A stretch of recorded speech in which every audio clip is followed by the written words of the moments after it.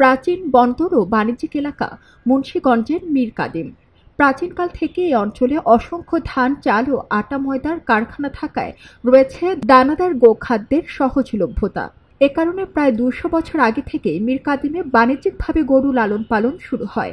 ধীরে ধীরে মীর কাদিমের গরুর সুখ্যাতি ছড়িয়ে পড়ে দেশ জুড়ে, আর সেই খ্যাতিতে আলাদা মাত্রা যোগ করে ধবল গরু। আমাদের গরুটি আমরা উন্নত মানের খাবার খাওয়াই, আপনার নাজির খুদ, মশনা খোল, ভুট্টা ফাঁকি, গমবুসি, পাউডার, উন্নত মানের সব খাবার খাওয়ানো হয়। অন্যান্য ডিস্ট্রিক্টে হয়তো ঘাস টাস খাওয়া গরু লালন পালন করে ফিট খাওয়ায়, কিন্তু আমাদের দেশে কোনো ফিট খাওয়ায় না, আমাদের দেশে সব উন্নত মানের খাবার খাওয়ায়। এখানে ভালো জাতের গরু পাওয়া যায় এবং বিভিন্ন ভালো জিনিস খাওয়ানো হয়। এইখানে বাংলাদেশের বিভিন্ন জায়গা থেকে এসে এখান থেকে গরু নিয়ে যায়। আমাদের যে খাবারটা খাওয়ায় বর্তমানে এখন এই খাবারটা এই মীর কাদিমের মধ্যে এরকম কোনো গরুর খাবার খাওয়ায় না।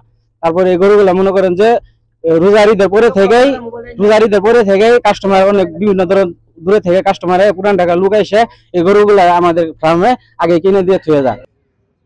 ধবল গরু লালন পালনে নেওয়া হয় বিশেষ যত্ন।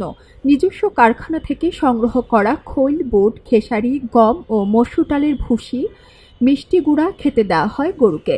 অন্যান্য গরুর মতো ধবল গরু মোটাজাতকরণে ব্যবহার করা হয় না কোনো ধরনের ওষুধ বা ইনজেকশন। এ কারণে ধবল গরুর মাংসে আঁশ থাকে কম, মাংস হয় নরম ও সুস্বাদু। সুন্দর, অনেক সুন্দর দেখতে, সাদা ধবধবে। আর আমরা মীর কাদিমের গরু অনেক পছন্দ করি, পুরান ঢাকার মানুষ, তাই আমরা এখান থেকে গরু কিনি। এগুলো মাংস অনেক মজা হয়। প্রতি বছর আমরা এখান থেকে ৩০-৩৫ বছর ধরে গরু কিনি। এখান থেকে তারা অনেক ভালো ভালো খাবার দেয়। এটা মার্কেট অনুযায়ী, অথচ এখানে বেশি, তো এটা কোয়ালিটি আর হাটের গরুর সাথে মিলবে না। এটা অলরেডি আমাদের ৩টা গরু কিনে হয়েছে, এক একটা ২ লাখ, ২,১০,০০০, ২,২০,০০০। আমি ছোট তিনি দাদার সাথে আসছি, চাচার সাথে আসছি, ওইভাবে এখন আমরা এইভাবে চালাই গেতেছি। কারণ হাটের মধ্যে যে গরুটা পাওয়া যায় এই গরুর সাথে মিলবে না। এটা পালা গরু, এটা মাংস অন্যরকম। হাটে যে গরুগুলা পাওয়া যায় এই গরুর সাথে কোনো মিল নেই।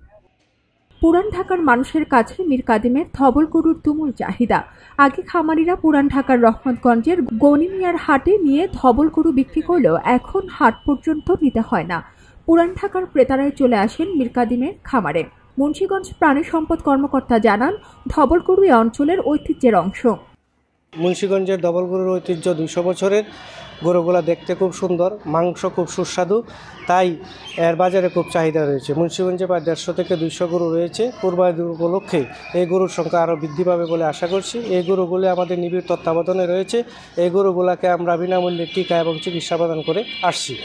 ৬,২৭২ খামারি ৮১,৮৭৫টি গরু মোটা তাজা করণ করছে। এর মধ্যে ২ শতাধিক ধবল গরু রয়েছে। খবরের কাগজ, নিখাত, নির্ভীক, নিরপেক্ষ।